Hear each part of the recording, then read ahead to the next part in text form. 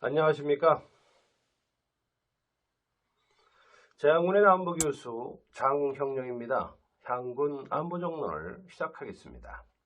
오늘의 주제는 하마스의 이스라엘 공격이 한국 안보에 주는 시사점입니다. 세계의 화약고라고 불리는 중동에서 또다시 분쟁이 재발했습니다. 지난 7일 하마스로 불리며 가자지구를 통치하는 팔레스타인 이슬람 저항운동 무장단체는 1973년 제4차 중동전쟁 이후 50년 만에 이스라엘에게 최대의 기습 공격을 가했습니다.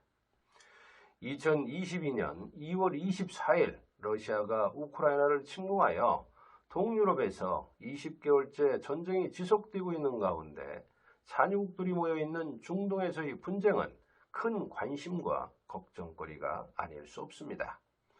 중동은 역사적으로 분쟁의 원인이 해결되지 않은 채 불안정한 평화를 유지해 왔는데 이슬람 가경 무장 세력인 하마스가 경제적 군사적 강국인 이스라엘을 기습 공격한 사실이 한국의 대북한 안보 상황에 주는 시사점은 무엇인지 알아보겠습니다. 하마스 무장 대원들은 10월 7일 새벽 이른바 알-아크사 홍수작전을 감행했습니다. 하마스는 텔아비브 등 4개의 이스라엘 도시를 겨냥하여 수천 발의 로켓 포격을 가했습니다. 그들은 폭발물 등을 이용하여 가자지구를 둘러싼 장벽과 철조망을 뚫고 이스라엘 영내로 침투했으며 일부 대원들은 패러글라이더를 타고 공중으로 침투했습니다. 이들은 이스라엘과 가자지구가 인접한 22개 지역에서 기관총을 난사하며 이스라엘 군인과 민간인을 공격했습니다. 또한 150여 명의 이스라엘 군인과 외국인들을 포함한 민간인들을 인질로 잡아 귀환했습니다. 기습을 당한 이스라엘은 큰 충격에 빠졌으며 네타냐후 총리는 대국민 담화에서 우리는 지금 전쟁 중이며 하마스가 있는 모든 곳과 하마스가 수모 활동하는 모든 곳을 폐허로 만들 것임을 선포했습니다. 이스라엘군은 가자지구로 연결된 수도와 전기, 식량 공급을 중단했고 하마스의 사무실과 민간인이 거주하는 건물 등을 폭격했습니다. 동시에 이스라엘은 가자지구 접경에 주둔한 31개 대대병력에 4개 사단병력을 추가 전개하여 대규모 지상작전을 준비하고 있습니다.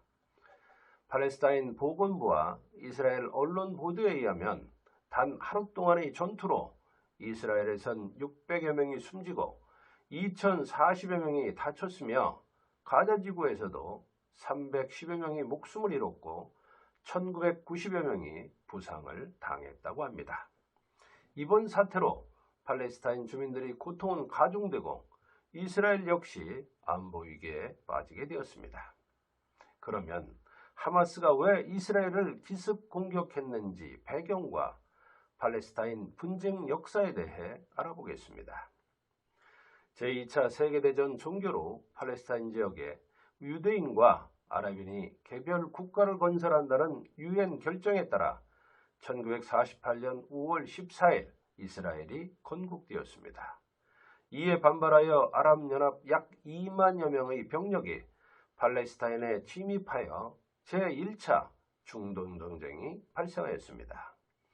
이후 팔레스타인 지역에서는 1956년 이스라엘이 군을 정비하고 시나이 반도를 침공하여 3일 만에 시나이 반도 전역을 점령한 제2차 중동전쟁, 그리고 1967년 이스라엘이 전투기를 이용하여 이집트 공군 기지들을 폭격하여 무력화시키면서 6일 만에 승리한 제3차 중동전쟁, 1973년 이집트가 이스라엘을 기습 공격한 제4차 중동전쟁이 각각 발생하였고 1979년 미국의 중재로 이스라엘과 이집트 간 평화협정이 체결되었습니다. 팔레스타인 지역 분쟁 원인은 내부적으로 유대인과 아랍인 간의 민족적, 영토적 원인과 기독교와 이슬람교 간의 종교적, 문명적 갈등이 원인이며 외부적으로는 과거 이 지역을 식민 통치했던 영국의 이중 외교와 미국의 대중동 정책에 대한 반발이 누적되었다고 볼 수 있습니다. 한편 가자지구에 대한 이스라엘의 점령 장기화 등에 대해 1987년에는 인티파다라고 하는 민중봉기가 발생하였습니다. 이때 이집트 무슬림 형제단의 팔레스타인부가 이탈하여 아메드 야신이 설립한 정치조직이 바로 하마스입니다. 2005년 미국의 중재로 이스라엘이 가자지구 등 21개 변경 지역에서 철수하자 하마스는 내전을 통해 2007년 가자지구를 점령했습니다. 이후 이스라엘은 자신들을 인정하지 않는 하마스가 통치하는 가자지구를 봉쇄해 왔습니다. 그 때문에 하마스와 이스라엘 분쟁은 2006년 이후 지금까지 17년 동안 지속되고 있으며 이 과정에서 5천여 명이 사망하고 15,000여 명이 부상당했습니다. 이스라엘은 주변 중동 국가들과의 관계를 개선하기 위해 2020년 아랍에미리트 및 바레인과 평화조약을 맺었고 2022년에는 네타냐후 총리가 집권하여 팔레스타인에 대한 봉쇄를 강화했습니다. 2023년 1월에는 이스라엘과 팔레스타인 간 알-아크사 사원을 둘러싼 갈등이 시작되었고 9월에는 미국의 중재로 사우디와 관계 정상화를 추진하자 팔레스타인의 고립감은 심화되었습니다. 이처럼 하마스의 공격 배경에는 이슬람 성지인 알-아크사 사원에 대한 위협, 가자지구 봉쇄, 이스라엘과 중동 국가들의 관계 정상화에 대한 폭력적인 방식의 대응 등을 들 수 있습니다. 그렇다면 하마스의 이스라엘 공격이 우리에게 주는 시사점은 무엇일까요? 현재까지 알려진 상황을 종합해보면 팔레스타인 무장단체 하마스는 기습적으로 이스라엘을 대규모로 공격했습니다. 수천 발의 로켓, 동력 패러글라이더와 고속 상륙정 등을 이용한 지해공 침투로 22개 지역에서 교전이 발생했습니다.